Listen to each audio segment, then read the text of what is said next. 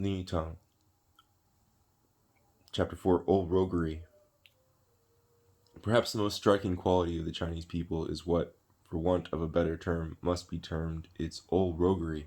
It is the most difficult characteristic to explain to a Westerner, and yet, at the same time, it is the most profound, in that it goes back directly to a different philosophy of life.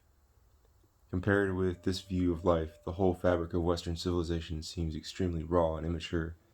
When a young man tries to drag his old grandfather from his fireside for a sea bath on a September morning and fails to do so, the young man will perhaps show angered astonishment, while the old man will merely show a smile of amusement. That smile is the smile of the old rogue, and it is difficult to say which one is right. All this bustle and restlessness of the spirit of the young man, where will it all lead to? And all this enthusiasm and self-assertion and struggle and war and hot-headed nationalism, where will it all end? And what is it all for? Perhaps it will be futile to find an answer to the question, and equally futile to force one party to accept the view of the other, since it is all a matter of age. An old rogue is a man who has seen a lot of life and who is materialistic, nonchalant, and skeptical of progress. At its best, this old roguery gives us mellowness and good temper, which in old men make many girls prefer them for husbands. For if life is worth anything, it is that it teaches a lesson of kindliness. The Chinese people have arrived at this point of view not by having found any religious sanction for it, but from a profound observation and a knowledge of the vicissitudes of life. Typical of this extremely shrewd philosophy is the following famous dialogue of two poet monks in the Tang Dynasty. One Han Shan asked Shi Te, "If one slanders me, insults me, sneers at me, despises me, injures me, hates me, and deceives me, what should I do?" Shi Te replied, "Only bear with him, yield to him, let him, avoid him, endure him, respect him, and ignore him. After a few years, you just look at him." In myriad other forms this spirit of Laozi finds expression in our literature, poetry, and proverbs, whether the expression be "by losing that pawn one wins the whole game," or "of all the 36 alternatives running away is the best," or "a true hero never incurs present risk," or "taking a step backwards in your thought." This attitude toward life's problems has permeated the whole fiber of Chinese thought. Life is then full of second thoughts and of the 36th alternatives. Its angularities are smoothed off. The one achieves that true mellowness which is the mark of Chinese culture. At its worst, this old roguery, which is the highest product of Chinese intelligence, works against idealism in action. It shatters all desire for reform, laughs at the futility of human effort, and renders the Chinese people incapable of idealism in action. It has a strange way of reducing all human activities to the level of the alimentary canal and other simple biologic needs. Mencius was a great rogue when he declared the chief desires of mankind to be food and women, or alimentation and reproduction.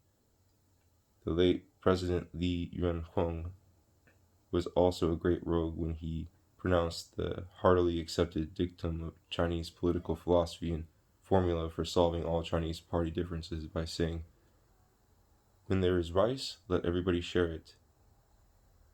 President Li was a grim realist without knowing it, and he spoke wiser than he knew when he was thus giving an economic interpretation of current Chinese history.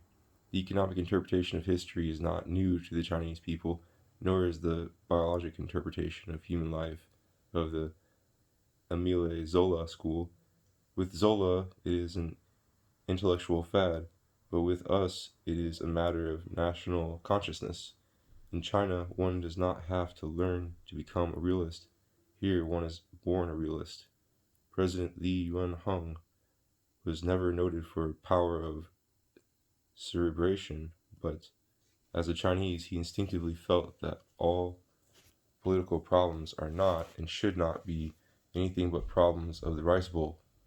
As a Chinese, he gave thus the profoundest explanation of Chinese politics of which I know. This nonchalant and materialistic attitude is based on the very shrewd view of life to which only old people and old nations can attain. It would be futile for young men under 30 to understand it, as it is futile for young nations of the West to try to appreciate it.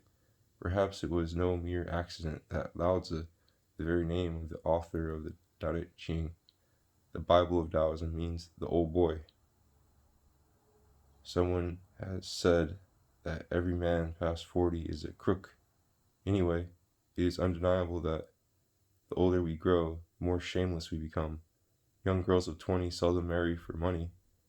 Women of 40 seldom marry for anything else. Security is perhaps the word they call it.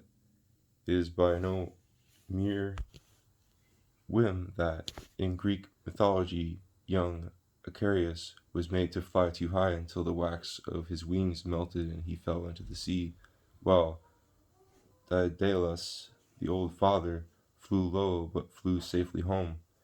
When a man grows old, he develops a genius for flying low, and idealism is tempered with cool, level-headed common sense, as well as with a sense for dollars and pennies. Realism is, then, characteristic of old age, as idealism is characteristic of youth. When a man is past 40 and does not become a crook, he is either feeble-minded or a genius. To the latter class belong the big children, like Tolstoy, Robert Louis Stevenson, and Sir James Barrie, who have in them so much native childishness, which, combined with experience of fact, gives them that capacity for eternal youth, which we call immortality. All this is, however, pure Taoism, in theory and practice, for there is no profounder collection of a concentrated roguish philosophy of life than that contained in the 5,000 words of Lao Tzu's Tao Te Ching. Taoism in theory and practice means a certain roguish nonchalance, a confounded and devastating skepticism, mocking laughter at the futility of all human interference and the failure of all human institutions, laws, government, and marriage, and a certain disbelief in idealism, not so much because of lack of energy as because of a lack of faith. It is a philosophy which counteracts the positivism of Confucius and serves as a safety valve for the imperfections of a Confucian society. For the Confucian outlook on life is positive, while the Taoist outlook is negative, and out of the alchemy of these two strange elements emerges the immortal thing we call Chinese character. Hence, all Chinese are Confucianists when successful, and Taoists when they are failures. The Confucianist in us builds and strives, while the Taoist in us watches and smiles. Therefore, when a Chinese scholar is in office, he moralizes, and when he is out of office, he versifies. Usually, it is good Taoist poetry. That explains why almost all Chinese scholars write poetry, and why, in almost all collected works of Chinese writers, poetry occupies the better and greater half. For Taoism, like morphia, is strangely benumbing and therefore strangely soothing. It relieves Chinese headaches and heartaches. Its romanticism, its poetry, and its worship of nature serve the Chinese as handsomely in times of trouble and disorder as Confucianism serves them in times of peace and national integration. That way, it provides a safe retreat for the Chinese human heart and a balm for the Chinese soul when the flesh is submitted to trials and tribulations. The poetry of Taoism alone has made the rigorous life on the Confucian pattern endurable, and its romanticism has saved Chinese literature from becoming a mere collection of eulogies on the imperial virtues and a rehash of moral exhortations. All good Chinese literature, all Chinese literature that is worthwhile, that is readable, and that pleases the human mind and soothes the human heart, is essentially imbued with this Taoist spirit. Taoism and Confucianism are the negative and positive poles of Chinese thought which make life possible in China. The Chinese are by nature greater Taoists than they are by culture Confucianists. As a people, we are great enough to draw up an imperial code based on the conception of essential justice, but we are also great enough to distrust lawyers and law courts. 95% of legal troubles are settled out of court. We are great enough to make elaborate rules of ceremony, but we are also great enough to treat them as part of the great joke of life, which explains the great feasting and merrymaking at Chinese funerals. We are great enough to denounce vice, but we are also great enough not to be surprised or disturbed by it. We are great enough to start successive waves of revolutions, but we are also great enough to compromise and go back to the previous patterns of government. We are great enough to elaborate a perfect system of official impeachment and civil service and traffic regulations and library reading room rules. We are also great enough to break all systems, to ignore them, circumvent them, play with them, and become superior to them. We do not teach our young in the colleges a course of political science showing how a government is supposed to be run, but we teach them by daily example how our municipal, provincial, central governments are actually run.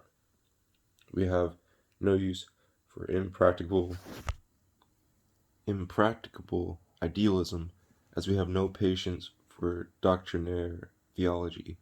We do not teach our young to become like the sons of God, but we teach them to behave like sane, normal human beings.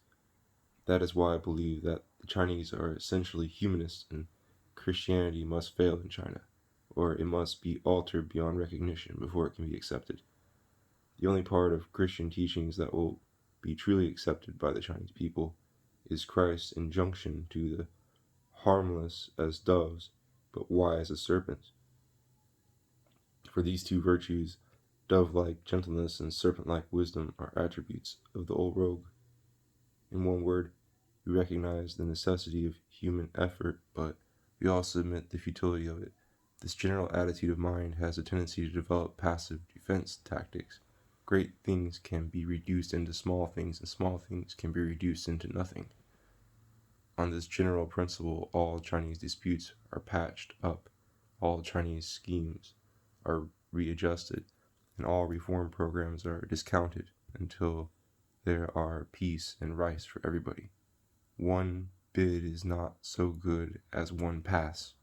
So runs another of our proverbs, which means the same thing as let well enough be done, or let well enough alone, and let sleeping dogs lie. Human life moves on, therefore, on the line of least struggle and least resistance. This develops a certain calmness of mind which enables one to swallow insults and find oneself in harmony with the universe. It develops also certain defense tactics which can be more terrible than any tactics of aggression.